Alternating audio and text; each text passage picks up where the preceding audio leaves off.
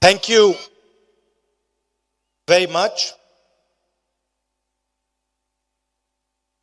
Reverend Dr. Matthews Makarios Episcopa, Reverend Joby Koruthu, Girish Chodankar ji, Thiru A. Raja ji, Thiru Selvaparan Tagai ji, Thiru Rajesh Kumar ji, Thiru Jayasilan ji, Jacob John ji, Thiru Ganesh ji, Thiru Nagaraj ji, dear parents, faculty, and of course, all the students. I'd like to welcome you here today. And of course, I'd like to start by apologizing for making you sit here in the rain and listen to us. It's a very beautiful school you have. Beautiful surroundings. And I'm sure you're getting an exceptional education in these fantastic, beautiful surroundings. I was listening just now to the speeches,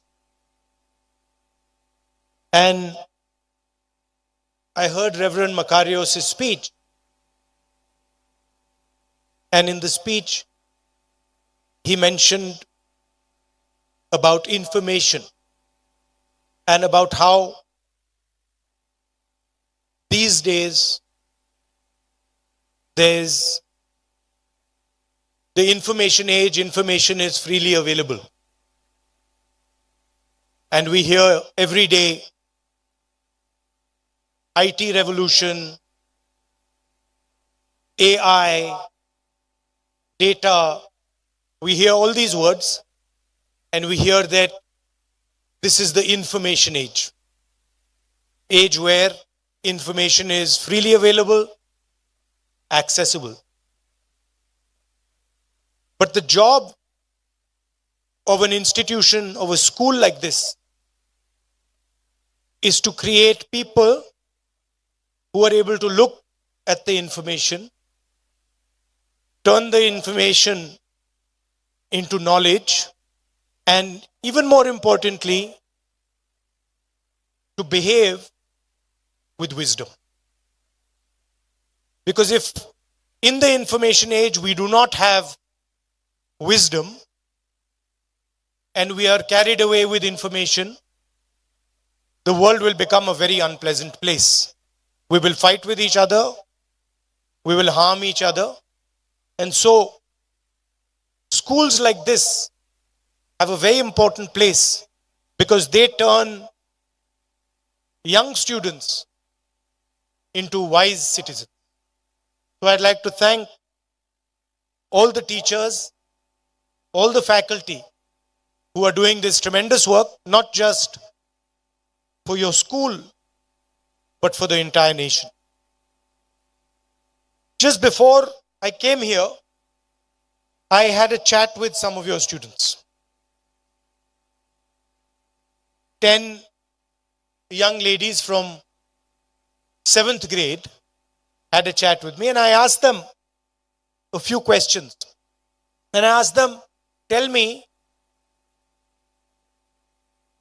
who's the best teacher? I asked one of the girls.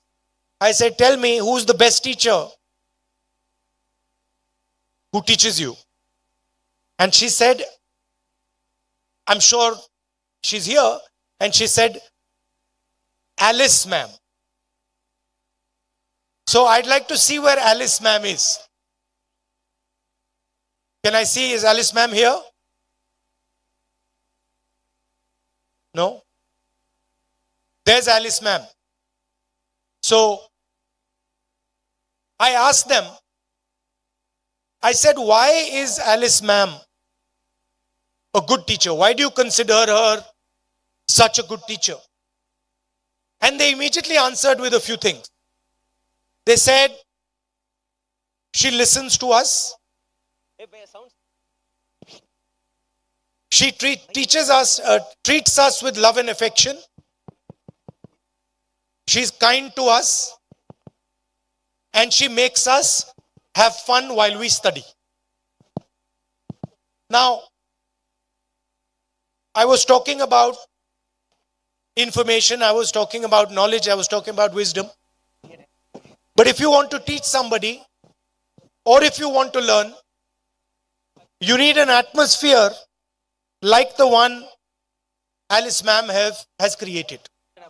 An atmosphere of love and affection, of respect, an atmosphere where people are talking to each other and listening to each other and being kind to each other. And that is exactly my fight. I also want to help develop an India where people are kind to each other, where people listen to each other, respect each other's traditions, respect each other's languages, respect each other's religions, are kind to each other. The most important thing, if you ask me, in my now 20 years of political experience, I asked them, the girls, what do you want to do? And they said, we want to be doctors, we want to be pilots in the Air Force, but nobody said politician. And my friend here, Rajaji, commented that nobody wants to be a politician. In my 20 years, I have concluded that the most important value for a politician, for a student, for a teacher is humility, which also you mentioned in your speech. Humility is the answer to understanding. Humility is the answer to respecting people. Humility is the answer to building a great nation. So I would advise all the children here that be humble, do what you want, excel in whatever you want to excel in.